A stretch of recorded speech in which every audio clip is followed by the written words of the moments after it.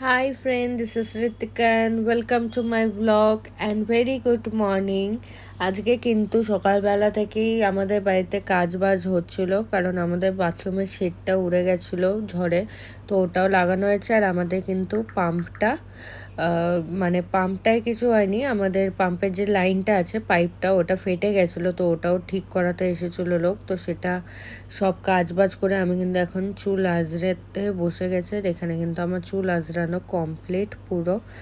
আমি এখন চুল আঁচড়ে কিন্তু ফ্রেশ ট্রেশ হয়ে এখন হরলিক্স গুলে আমি খেয়ে নিচ্ছি।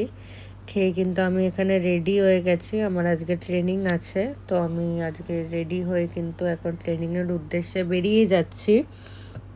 আর বাইরে কিন্তু রোজকার মতনই খুবই রোদ। তো এখানে আমি কিছু আমার জিনিস জেরক্স করানোর ছিল, তো জেরক্স করে নিয়েছিলাম, কিছু ডকুমেন্টস জেরক্স করানোর ছিল। আর এখানে আমার ব্যাংকেও কাজ ছিল, ব্যাংকের কাজটাও কিন্তু আমার টোটালি ডান। তো এখন কিন্তু আমি আবার চলে যাচ্ছি আমার ট্রেনিংয়ের উদ্দেশ্যে। আর যেহেতু আমার ট্রেনিংটা দুপুরের দিকে ছিল, তো তাপমাত্রা আরও বেশি ছিল। তো এখন আমার ট্রেনিংয়ের আগে কিন্তু আমাকে একটু দিদাবাড়ি যেতে হতো এই ডাইপারটা দিতে। এখন কিন্তু আমি দিদাবাড়ি পৌঁছে গেছি। পৌঁছে গিয়ে আমি এখন এই যে আমার দিদা এসেছে ডাইপারটা নিয়ে, আর আমি বললাম একটুখানি জলটা নিয়ে আনো। জলটা খেয়ে আমি কিন্তু আবার এখন বাসের দিকে চলে গেছিলাম। বাসে উঠে এখন কিন্তু আমি অলরেডি পৌঁছে গেছি।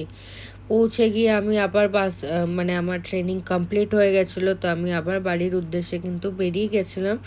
বাড়ি যেতে যেতে আমার সাথে প্রচুর ঘটনা ঘটেছে, যেটা হচ্ছে আমি একটা বাসে উঠেছিলাম, উঠে কিন্তু ওই বাসের ইঞ্জিনে আবার ধোঁয়া বেরোতে শুরু করে দিয়েছিল। তো ধোঁয়া বেরিয়ে কিন্তু আবার ওই বাস থেকে নেমে আরেকটা বাস যাচ্ছিলো, সেই বাসে আমি আবার উঠে গেছিলাম। আবার আমি রুটও একটু ভুলও করে দিয়েছিলাম, তো তার জন্য আমি অন্যদিকে চলে গেছিলাম। এই প্রবলেমটা, এরকম দুটো প্রবলেম হয়েছিল আমার সাথে। তো তারপরে কিন্তু আমি মৈনাকদের বাড়িতে এসে কিন্তু আমার খাওয়া দাওয়া করে আমি এখন আবার আমার বাড়ির দিকে চলে যাচ্ছে। তুমি আমার ফেস দেখে বুঝতেই পারছো যে আমি কতটা টায়ার্ড হয়ে গেছি এর মধ্যেই, কারণ অনেকই বাইরে রোদ্দুর ছিল আর ট্যানও প্রচুর পড়ে যাচ্ছিলো। তো এখানে মঙ্গানিজ থেকে সেই খাবার আনানোই ছিল, তো ওটা কিন্তু খেয়ে দিয়ে আমরা বেরিয়ে গেছি। আর এই যেগুলো সেই ফেলানো জামা কাপড়, যেগুলো আর পরবো না আমরা, মা আর আমি, তো সেগুলো কিন্তু আমি ফেলে দিয়ে এখন আড্ডা মারতে চলে যাচ্ছিলাম। আর আজকে কোনো কিছুই না, একটু লিপস্টিকও লাগিয়েছি বা একটু হেয়ারটাও কিছু ঠিক করিনি, আমি জাস্ট একটা এরকম খোপা করে বেরিয়ে গেছিলাম। এই যে আমাদের আড্ডা মারার জায়গায় কিন্তু পৌঁছে গেছি। আর এই যে এখানে এটা একটা কিউট কাপল, দুজনে মিলে মারপিট করছিল। তো এই করতে করতে আমরা কিন্তু গল্প করছিলাম, অনেক গল্প করছিলাম, করতে করতে কিন্তু টাইম হয়ে গেছিলো। তো আমরা কিন্তু আবার আমাদের বাড়ির উদ্দেশ্যে বেরিয়ে যাচ্ছিলাম। এরকম গল্প করতে করতে যে কখন টাইমটা কেটে যায় বোঝাই যায় না। এখন বাড়িতে গিয়ে কিছুই না, শুধু রেস্ট নেওয়া। এখন কিন্তু হাফ রাস্তা পৌঁছে গেছে আমরা বাড়ির দিকে। এটা আমাদের বাড়ির সামনেই, তোমরা রোজই দেখো। আর এখানে আমি বাড়ি এসে কিন্তু ড্রেস চেঞ্জ করে নিচ্ছি। আর আজকে আমার মা কিন্তু প্রচুর শপিং করে এনেছিল। আজকে আমার মা এসপ্ল্যানেড গেছিলো কাজ থেকে বেরিয়ে।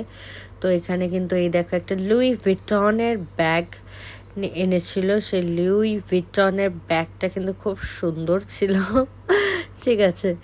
আর তারপরে কিন্তু মা সানগ্লাসও এনেছিল দুটো। তারপরে এই যে মেকআপের কিছু জিনিস, তারপরে ইয়াররিংস, এগুলো অনেকগুলো সুন্দর সুন্দর ইয়াররিংস এনেছিল, আমার তো খুব পছন্দ হয়েছে। আর মায়ের সব থেকে পছন্দ হয়েছে একদম লাস্টেরটা, যেটা আমার অতটা ভালো লাগেনি। আর এখানে কিন্তু আমি সানগ্লাস পরে ট্রায়াল দিচ্ছিলাম যে আমাকে পরে কেমন লাগছিল।